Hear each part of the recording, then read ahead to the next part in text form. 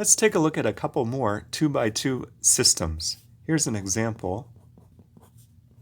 I need to have two equations and two unknowns. I could have x minus 3y is negative 1 and negative 2x plus 6y equals 0. I'm going to solve this using the elimination method. So far in the last video, we've introduced the substitution method and the elimination method. I prefer the elimination method because it generalizes more easily. The first step in the elimination method is to take one of the equations and multiply by a constant to prepare myself to add them together. I'm going to multiply the top equation by 2 to get 2x minus 6y is negative 2, and the bottom equation will stay negative 2x plus 6y is equal to 0. I chose to multiply the top equation by 2 so that when I add the two equations together, the 2x and the negative 2x cancel. When I add, I also happen to be in the situation where this negative 6y also cancels with the 6y. So adding gives me 0 equals negative 2.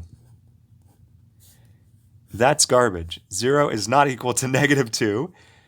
So this process didn't work. Why? Well, if you graph these two lines, you'll see something interesting. So if you graph these two lines, 1, 2, 3, 1, one of them has slope 1/3, crosses through 0, 0. I believe this is the graph of negative 2x plus 6y equals 0. And if you graph this second equation, you'll find a parallel line.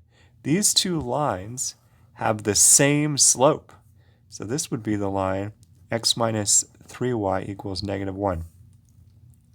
We cannot find a place where these two lines intersect because they never intersect. So when you get this 0 equals negative 2 or 0 equals a non-zero number, what that's indicating is this picture. There's no solution. Let's see another example of a 2x2 system. What if I had 2x plus y is equal to 3 and 4x plus 2y is equal to 6. So again, I'm going to go ahead and use the elimination method. First step in the elimination method is to multiply one of the equations by a constant in order to prepare adding it to the second equation. I will take the second equation and multiply by negative 1/2. So I'm going to leave the first equation the same. The second equation will be multiplied by negative 1/2, so I get negative 2x minus y is negative 3.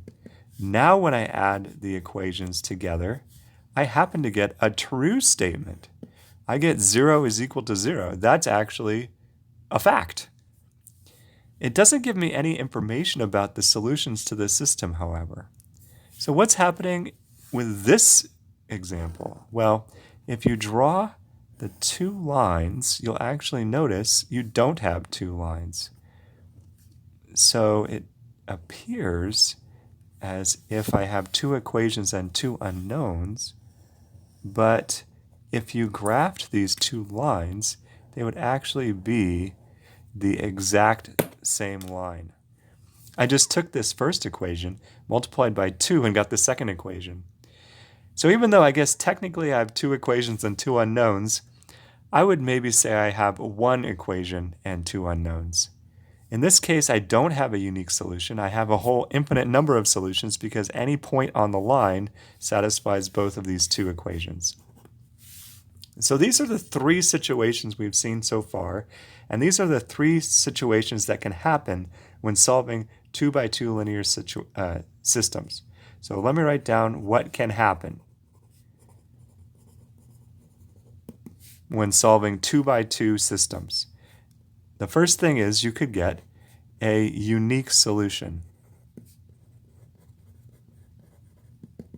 That's the situation where you have two lines that are not parallel. So if you have lines that are not parallel, They must intersect somewhere. That's the solution you're looking for.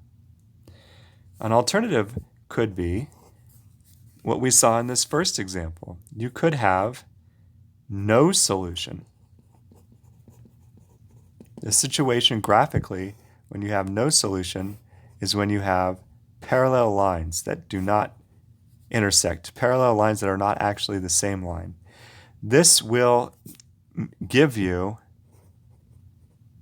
the situation where you have 0 is equal to a not zero number when using elimination.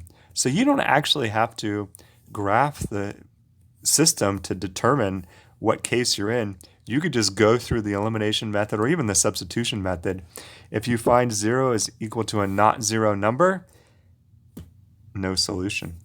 And the last case, the only other case that can happen is when you have the same line.